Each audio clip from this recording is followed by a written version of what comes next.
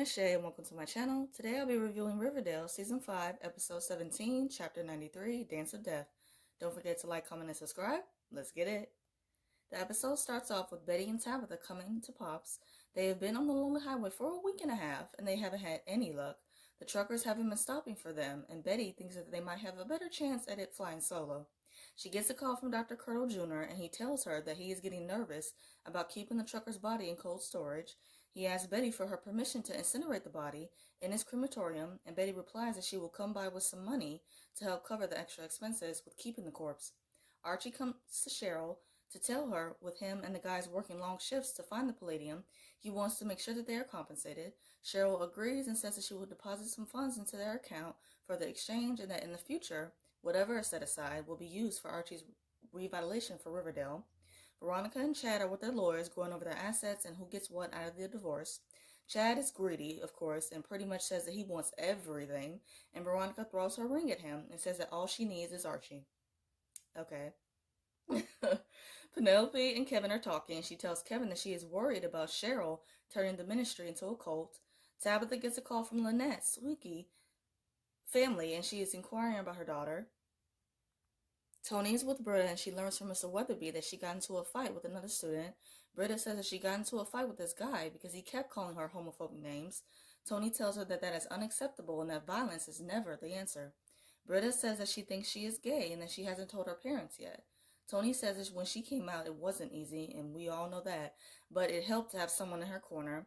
Britta asks if she would accompany her to talking to her parents when she's ready, and Tony says that she would be honored. And I just love that so much. Like, Tony is just such an amazing character, and like any person would be lucky, damn lucky to have her in their life. Oh, I love her. Hiram talks to Chad and gives him a ghost gun and tells him to get rid of Archie. That way he can have Veronica all to himself. Cheryl comes to the teacher lounge and Kevin asks her who are they praying to. Cheryl says that they aren't praying to Jason but to a higher power and that she doesn't know exactly who. She says to get some clear answers she is going to fast to get some clarity. And I'm like, how is that going to make any sense? But okay, whatever. Tabitha is with Jughead and Betty is at Pop's and she tells them about Squeaky. She asks them both for their help and they agree. Archie comes outside and he sees Chad with the gun. He tries to shoot him but he misses. Archie ducks and grabs a trash can lid and tosses it like Captain America.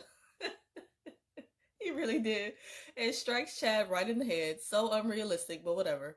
Like, it was like the same thing that Betty did when she threw that wrench at the trucker and it hit him dead in the forehead. Like, almost too perfect. But it's TV, so what are you gonna do?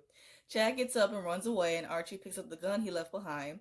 Jughead and Betty start going over the case files, and they discuss Lerman, a former student of Jughead's. They agree to keep in touch with him and find out some information. Betty gets a call from Dr. Curdle Jr. and he tells her that another body has come in from the swamp. They both go down there to see the body, and Dr. Curdle Jr. says that the body was mutilated and dismembered. He believes that it could be Polly's, and Betty offers to give a DNA sample along with reaching out to Lynette's family to get a sample as well. Veronica's with Chad and she says that she will get everything out of the divorce, and if he doesn't agree to these terms, she will press murder charges against him. Penelope, Nana, Rose, Kevin, and Cheryl are in the dining room. Everyone is eating breakfast and Cheryl is set on fasting. She says that she is going to paint, and when she gets up, she loses her balance.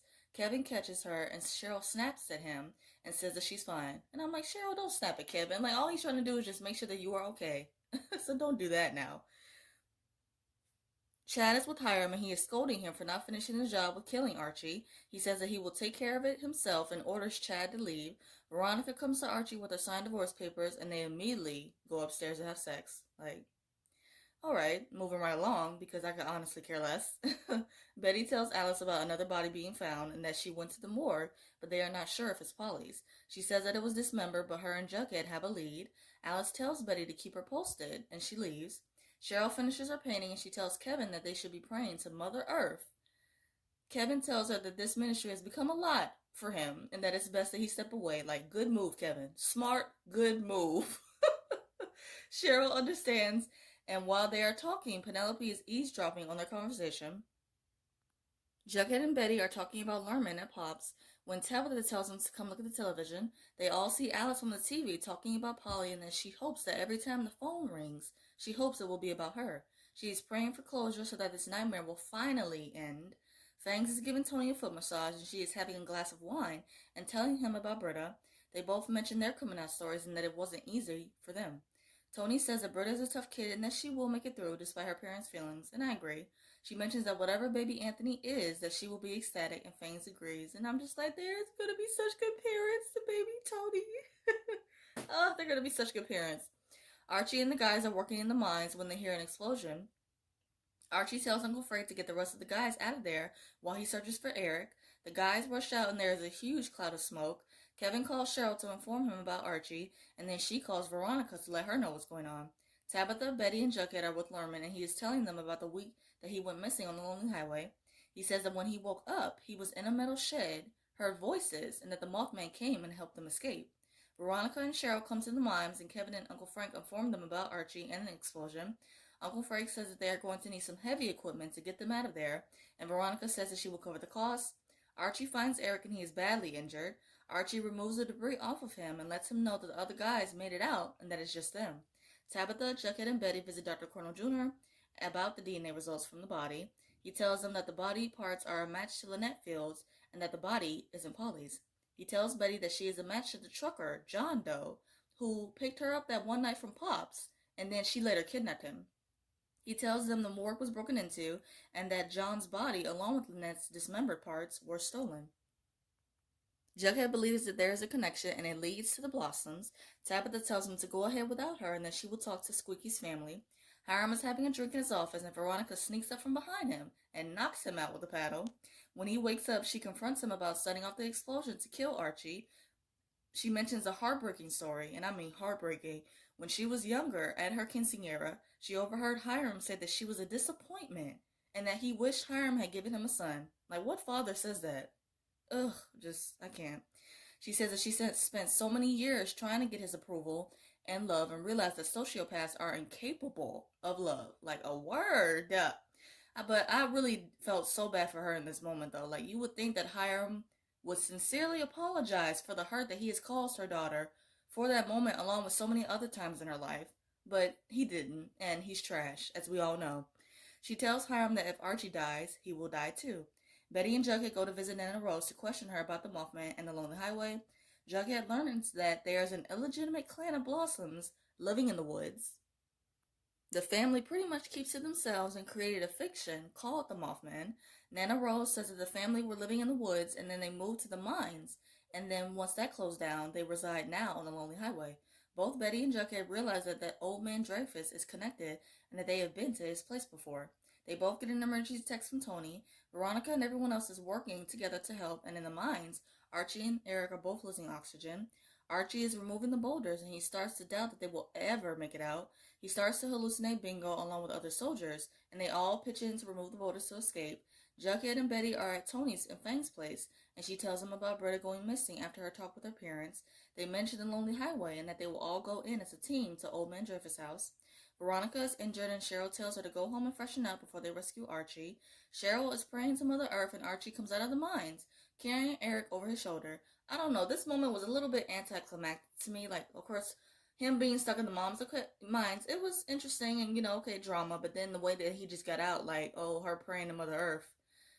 Like, alright. But it was definitely anticlimactic. Veronica's in her apartment. She is about to take a bath. She hears a noise and it's Chad coming inside with a gun trying to kill her. She has the upper hand and she uses the voice control system to turn off the lights and attack him. Like, yes to that. She ends up shooting Chad, killing him, and afterwards, Smithers comes inside. Veronica gets a call from Cheryl and she goes to Hiram to tell him the news of Archie being alive. She threatens Hiram and tells him that if he ever comes after Archie or her again, he will get shot just like Chad. And before she leaves, she calls him a little bitch. Just like Josie called him, like, oh, Hiram, you a bitch.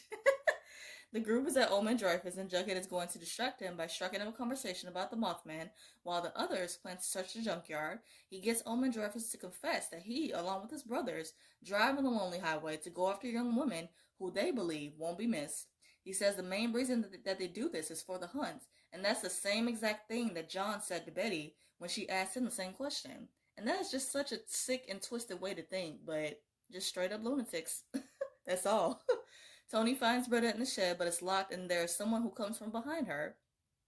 She screams and Jughead immediately gets up, and Old Man Dreyfus comes at him with a knife. Fangs gets caught in a bear trap. Tabitha is attacked by another guy in a mask, and Betty is being strangled. Tony saves her, and Britta is out and fine. Britta rushes to Jughead, and she stomps out Old Man Dreyfus, as she should. Tony and Fangs are back home, and they talk about their crazy mission. Fangs questions if they can really be parents, and Tony reassures him that they got this. And they do. They got this. Archie and Veronica are having some quality time and taking a bath. It's nothing new that we haven't seen 1,000 times before, so moving right along. Hiram burns a photograph of Veronica and Hermione, and he's just so dramatic and pathetic. Like, he should be feeling sick to his stomach for making his daughter feel some kind of way like she's not good enough. And just a huge list of other horrible things that he has done to his family and everyone else. But, whatever. Betty asks Old Man Dreyfus about Polly again, and he finally tells her the location. He says that she is in the junkyard. Alice and Betty go to the junkyard and open up the trunk of the car and find Polly's body. The episode ends with them overwhelmed with emotion and in complete shock, and they comfort the other. And this was just such a really emotional and tough scene to watch. Lily and Machen's acting, they just completely own the scene in every way. And they just really made me feel what these characters were going through, and it was just sad. And Polly deserved better. She really did. Her life coming to an end like this after all that what she had been through, just the tragedy, it's just sad. It's really, really sad. I hope you guys enjoy my review of Riverdale. I review other shows like All American, Legacies, Good Trouble, and some other stuff. And if those interest you, please check out those videos on my channel and subscribe. I hope you guys have a great day. Stay safe. See you guys next week.